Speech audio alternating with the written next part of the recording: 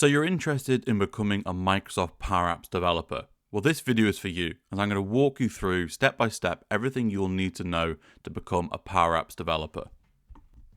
My name's Dougie Wood, and I'm a solution architect here at Valto. I'm also a Microsoft MVP. So in this video, the key takeaways will be around, well, where do developers come from? And I don't just mean from some shady corner somewhere. I'm talking about what the background is. So maybe what kind of education they've come from, what other types of jobs they've come from, and where their kind of journey starts. I'm going to talk a bit about the different roles. So Power Apps developer is just one kind of role that can be played. Often it's a broad term that people use, but actually there's a lot of different types of roles working with not only Power Apps, but Power Platform and the suite of Power products in general. So I'm going to be telling you what you need to know, as well as what training is required to get you there. You'll also understand what Microsoft offers for free as part of that training learning pathway. Also, there's going to be some discussions around the areas of specialities, so not just about job role, but what areas that you can specialize in, and gain insights into Valto and how we can help you with that journey. So first off, where from? Now, what I mean by this is, where could people be coming from if they're wanting to start their journey to being a Power Apps developer? The first one here is actually the first job. So maybe this is your sort of coming out of college or coming out of university and you're looking to get into app development. We see a lot of people joining Valto who have done some form of IT-based degree, whether it be computer science or even game development. Those type of skills about programming and building out applications are all really useful and transferable skills into becoming a Power Apps developer. So we see a lot of people in this kind of position coming to us, and we can help them fast track their learning with training to get them into a Power Apps job. The second is maybe a transitional role. So maybe you've been working with pro code. So what I'm referring to there is like C# or even JavaScript as a front end, and you're looking to transition. So actually, there's a lot of stats which I'm not going to quote a load right now, but there's a load of stats which do show that low-code platforms, not just Power Apps, but low-code in general, is being adopted at a really fast rate, to the point where I think there's something like 70% of business applications by 2025 will be built with low-code rather than pro-code. So it's not that pro-code's disappearing. It's probably going to become more niche, but definitely more job roles and opportunities are going to present themselves in the low-code platform arena. So the next would be a citizen developer. So this is somebody who's looking to build Power Apps, but they're not actually looking to leave their day job.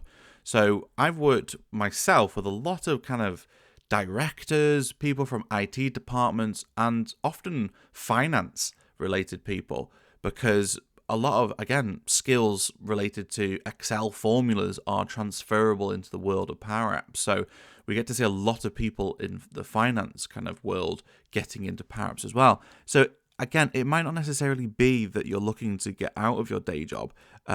It could be that as a role, you're looking to, say, do 80% your day job, which might be a finance director, and 20% of it is building out Power Apps to help with efficiencies and saving time, or building out expense request applications and things like that. Those are types of things that we often see citizen developers doing.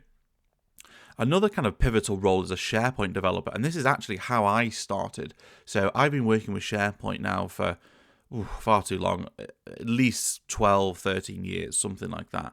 And at a certain point in time, maybe about 5 years ago, something like that, there was a kind of a pivotal position where when people have been building out SharePoint, and I say I'm not a pro code, and I hold my hands up, I've never been a pro code type of person. Do you know what I mean? I could take a bit of someone else's JavaScript and hack it together, but it's just not me.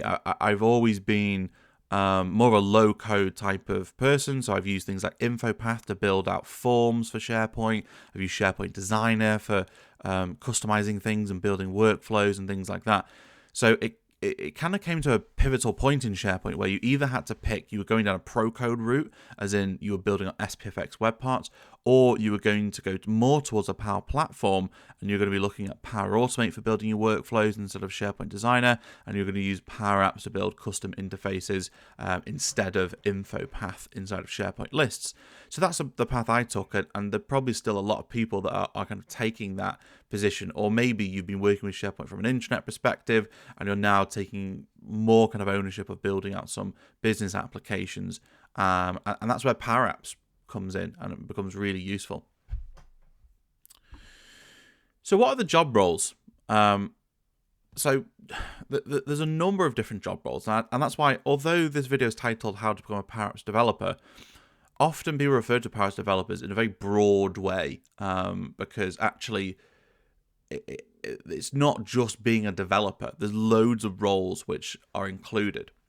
So the first on there obviously is Power Apps developer. So that is often a full-time role, and the responsibilities of that are building apps and workflows. So again, nobody is just a Power Apps developer, because just Power Apps on its own is not useless necessarily, but you can only build the interfaces with Power Apps. You still need Power Automate to be able to do the workflows. You will need Power BI potentially for reporting and creating things like that. Sort of dashboard we can see here, which I'm lovingly pointing at here for this stock photo. But there's other roles as well. So we've got things like Power Platform Consultant, which again is a role that I've played for a number of years. And essentially, it's a transitional role. So maybe you've been a developer previously, so you've been the hands-on person that's building things, but you've also got the soft skills to be able to capture requirements and document them and be able to talk human understandable language to a customer, as well as being able to talk the techie languages to the developers, to be able to transfer the knowledge of what those requirements are backwards and forwards. So that's where a Power Platform Consultant comes in. And we're going to talk a bit about exams later on, but there are different exams which can get you the accreditations needed for these different roles. Then we've got Power Apps Solution Architect. Now, this is almost like a step up again from a consultant. So this is the most in-depth technical knowledge Power Platform person usually in the room, who can design end-to-end solutions, and they know all the limitations, the best practices, the workarounds, the potential pitfalls you could fall into by doing something. And again, this is a role that I've played as well. I also do have the accreditations from Microsoft as a Power Platform Solution Architect, which actually requires you to pass a number of exams first before you can even attempt that exam. But yeah, so that's a very technical role. It's usually, you're not usually on a project from the beginning to end. It's quite often something that you're there at the beginning to help architect, and maybe you sort of periodically review the project to make sure it's staying on track and it's staying on the vision that you originally had for the project. So again, I played that role for a number of years, helping projects stay on track. And if anything came up and the technical solution needed to change, then I could come in and sort of look at it, assess it, and provide the correct solution. Then you've also got things like Power Apps Trainer. So often this is a role which could be a trainer, or it could be called like adoption specialist. But essentially, you are somebody who understands Power Apps enough to be able to show other people, but you've got a very strong set of skills for helping people learn and educate people. You potentially will also be involved with creating adoption strategies, training plans, training materials and videos. So that's essentially that role, and that's very common in much larger enterprise level organizations where they take that role in-house. But also you could be working for a, say, Microsoft partner or an agency to provide those services as well. Looks like something's just jumped there. So actually, Power Apps Trainer turned to Power Apps Support for some reason. We've lost one. So Power Apps Support is like break fix. So quite often, say for example at Valto, we have like a proactive team of support, proactive in terms of projects and things like that. And we have a reactive kind of support desk, which is an escalation from our, say, first-line support engineers who are generic, almost like GPs of Microsoft that will be able to try and fix anything. And then if they find it's Power Platform related or Power Apps related, they'll pass that to our support desk of Power Apps developers. So those are fully trained Power Apps developers who know how to build applications, but we also have a support desk there to make sure that any sort of, say for example, we've built an app for a customer and something changes or an error message comes up a year down the line. As things always do, nothing works 100% of the time. Something might come up, maybe there's an outage from Microsoft or something like that. But whatever the issue is, it comes through, our developers will then investigate it and look at it and resolve it as part of a support ticket. And the final one is a Power Apps project manager. So this actually is again, quite a unique role, and you probably would only see this inside of a Microsoft partner rather than an enterprise level organization. But it's somebody who knows enough about Power Apps to know how they're deployed, what the development cycle looks like, and they basically project manage that full project from the plans at the beginning to coordinating projects throughout and predicting how the life cycle of a Power Apps project will run. Of course, there's loads more different roles there that I've not talked about. There's analyst roles, there's all sorts of different roles, tester roles, things like that, designer, UX, UI, all sorts of different roles that I haven't had time to talk about there. So what I really wanted to just get the point over for this particular slide was that it's not just Power Apps developer like as a role, and I tend to see that quite a lot with job specs which are out on the market, but actually there's a lot of different roles which exist in this particular space. I just want to take a moment to ask you a favor from you. If you're enjoying this video, then please like the video. Please also subscribe to our channel, as it helps our channel grow and reach a wider audience. We do try our best to release a new video every other week related to something Microsoft 365, whether it be Power Apps, Power Platform, SharePoint, Azure, loads of great Microsoft stuff. So subscribe for future videos. But back to it. So in-house versus partner. Now, when you're thinking about your job role using Power Apps, it's going to sit under two quite different camps. You've either got in-house, which is essentially where you work for an organization. So you work for a company directly, and you're working quite often on the same set of apps. So this could be seen as a pro or a con to different people. Some people like the kind of buzz of working on loads of different apps and keeping things fresh, whereas some people like the comfort of knowing the same apps that they're working on day in, day out. But if you're working in-house, very large organizations, I can't imagine they're going to be much more than tens of different Power Apps. Compared to if you're working for a Microsoft partner, you would probably see hundreds of apps a year. Often you'll be part of a small team, or potentially, hopefully not, on your own. But this can lead to maybe struggling to learn, but also you get to see how the apps are used and impacted. So working as a Microsoft partner, myself, something that I think is sometimes a bit of a shame when you're a Power Apps developer, because I've been there. As a Power Apps developer, you can often build out applications for customers and clients, and as the developer, you don't necessarily see how they are then received and how they're used over a long period of time. Like, you might build an app, and then I've built apps in the past before, and then a year later thought, oh, I wonder how they're getting on using that, and I wonder.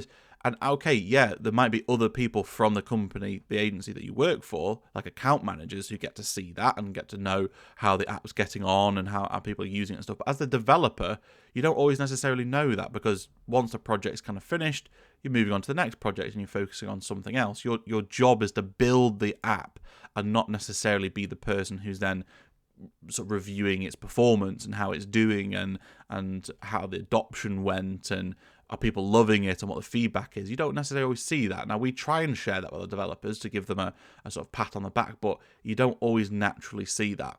Whereas in-house, obviously, you're going to be working on those apps all the time. You're going to kind of get the glory of it as it goes well, and see how it goes, and get that kind of pat on the back from seniors as you've kind of deployed that app that's made such a difference to the organization. So again, some pros and cons there. So that's the in-house versus as a partner. I'm talking about a Microsoft partner. So Microsoft partners are companies who have specialists in-house who then provide their services to those companies that are using Microsoft. So working as a partner, you get to see a wide variety of use cases. As I say, loads of different shapes and sizes of apps and solutions and really cool things, because if you're working in-house, you're only going to see a certain set of apps and from a certain industry, of a certain company size. There's not many variables. Whereas if you are working for a Microsoft partner, then you're going to see all sorts, because you're going to be dealing with some companies which only have, say, 10 employees, and their requirements are totally different compared to another customer you might be working with which has got 100,000 employees, and the way they work is completely different, and the industry they work in, the problems they have that you can build solutions for are totally different. So it keeps you on your toes, and it's very interesting. But as I say, working for a Microsoft partner, you're probably building tens, if not maybe 100 apps a year, whereas in-house, you're probably only talking about one or two or a handful of apps a year. And as I say there, as a dev, you don't always get to see how the changes are benefiting the customer. So that is something to consider. But there you go. I've given you some pros and cons. There's no right or wrong answer either. One of the things I would say about working for a Microsoft partner is, especially at the beginning, you might learn a lot more, because you're going to be surrounded by a lot of experts in a lot of different fields. So you can learn much better. Whereas if you're in a much smaller team in-house, or even on your own, it's much harder to bounce ideas and kind of grow your knowledge. So next I'm going to talk a little bit about what Microsoft offer for free, and how you can train yourself. So if you're interested in becoming a Power Apps developer, you can start that journey today. You don't necessarily need to pay for anything. You can just start Microsoft's free training programs. So Microsoft actually have a website which is referred to as the Learning Pathways, and it's completely free. Anyone can use it, and essentially it's called Learning Pathways because they all lead to an exam. So there's a bunch of different exams there, and I'm going to come back to that in a second. I'm going to talk a bit about those different exams, but first I'm going to show you the Learning Pathways site. So to get there is really simple. All you need to do is Google, say, Microsoft Learning Pathways, and then ideally include with it the exam kind of code that you're going for. Now, if you're completely new to Microsoft Power Platform or Microsoft Power Apps, I suggest PL900, because that's the Microsoft Power Platform fundamentals. So when you click on that, that's going to take you into the Learning Pathways site. Now, what this is it will give you a breakdown. So there's 6 modules, and it thinks in total it'll take you about 4.5 hours. I mean, that, to be honest, is like the worst case scenario. I've actually gone through pretty much all of these different learning pathways, and it's never taken me close to what the predicted time is. But take it with a pinch of salt. Try it, see what you think. Now, those modules are broken down then into key areas. So, for example, describing business value of Microsoft Power Platform, or identify foundational components of Microsoft Power Platform. And then once you click inside of it, you'll then see that module is then turned into multiple sections, and you can work through these different sections. Now, each of these sections will have a little bit of sort of text. There's probably going to be some imagery, infographics.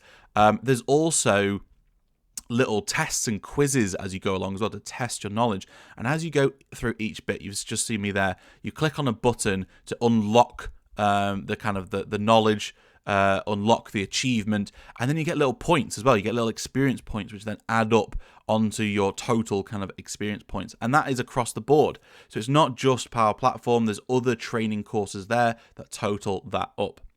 Also, then at the end of this, if I just go back a little step, back to the PL900 page, once you've kind of completed all of this, you can also then book the exam. So you can then book the kind of the PL 900 exam. So you can see Learning Pathway, prepare for exam PL 900. So you can jump directly to that and you can book the exam. Most exams, so the fundamentals one is actually the cheapest. You tend to find most of the other exams work at more about £100 each, but the fundamentals one is closer to £70. Just as an introductory thing to get you started. But if you are looking to get a job and you've never worked with Power Platform before, then this, I would say, would set you apart. It would make you definitely stand out, and it would help you get that kind of entry-level job in a, say, company. So as I say, go and check those out. But there's a bunch of different exams.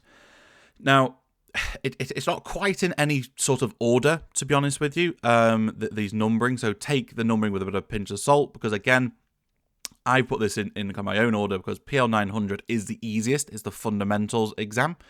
You've then got PL 100, which is the app maker, and this is kind of like your citizen developer type of level. So if you're looking for that kind of job role, the app maker probably is best for you.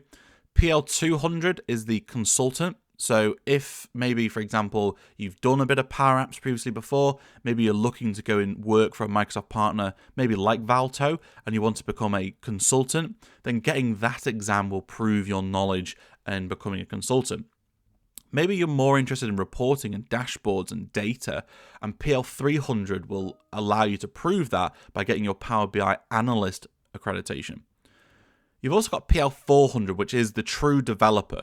Now, a lot of people refer to Power Apps developers as people who just build applications using different things, whereas the developer app truly is developer. You need to know a lot about not just low code, but pro code as well to pass that exam. It's quite a difficult exam. So if you're just looking to get into Power Apps, don't be fooled by the developer exam. That is quite a complicated exam.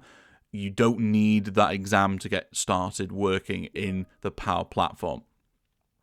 Then PL 500 is the Power Automate exam. So this is more about the desktop application version of it and the kind of remote sort of virtual side of things. But yeah, there's an exam specifically for the automation elements of Power Platform. And then finally got PL 600, which is a solution architect. I can't remember which exam it is off the top of my head. I do actually have this certificate myself, but you need to have a combination of a few different exams in order to take the solution architecture exam. And as I say, that is one of the most technical because you need to understand quite a lot of different elements. It's also worth mentioning that an exam does not equal a job. It just doesn't. So a lot of people think, oh, I'm going to go and get this exam, pass this, and if I can pass the developer exam or the consultant exam, I'm instantly going to become a Power Apps consultant. That's not the way it works. I always tell people it's a little bit like learning to drive. Quite often you learn to pass an exam and then you learn to drive, because there's loads of things that you learn whilst driving from experience that you do not get during a test, for example. So actually, I would always value experience over an exam. So when, like, for example, at Valto, we're hiring people, if you've been working, building Power Apps for the past 2 years, but you don't have any exams, it's not like we're going to turn you away. It's not like we're going to say, oh, no, you can't have this job. You've built these great apps, but you don't have an exam. And same vice versa. If you've never built any apps yourself, but you've just passed an exam, then it doesn't necessarily mean you're instantly going to get the job. So take that all, as I say, with a bit of a pinch of salt. The exams are a great way of kind of evidencing your knowledge, but the experience really is the kind of the true value in your kind of learning path. So if you can build some apps, maybe in your own time, build out some little applications. I've seen people building out apps in the past before to help them with their day-to-day life, tracking things like medication that they're taking and giving them reminders and things like that. There's all sorts of things that you could be building, even to build apps for personal use, for example. So, specialty areas. So there's a number of kind of specialities that you can have. Now, you tend to find, I've worked in a lot of different size organizations, and although everybody might even have the same job title of Power Apps developer, you still find that a team will have kind of a base layer of skills. so they understand how fundamentally everything works. But naturally, your own personal interests will differ, and they'll take you in different directions. So the team will know who has different specialities. They don't necessarily even have different job titles or things like that, but you'll know that there'll be somebody who might be better at Canvas apps. There might be somebody who's better with user experience or building UI designs. Maybe they've got a bit of graphic design experience, and those people lean quite well into Canvas apps. Maybe someone is more experienced with model-driven apps or Dynamics 365 or kind of relationship sort of driven things. Maybe they've got experience of SQL. So that puts them into a better position for understanding model-driven apps and Dataverse. Maybe then you've got Power Apps pages. So that was formerly known as Power Apps portals. And you do need to kind of be a bit of a web developer, to be honest, to make that really work properly and to look really good. You probably need some front-end web development skills. So again, people lean in towards that a bit more.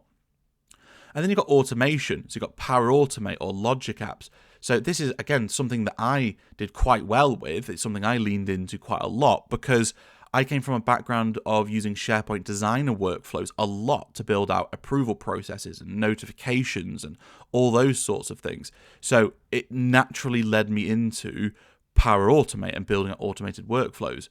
And as I say, it might be that you're more of a SharePoint person, so you could use those skills for SharePoint development.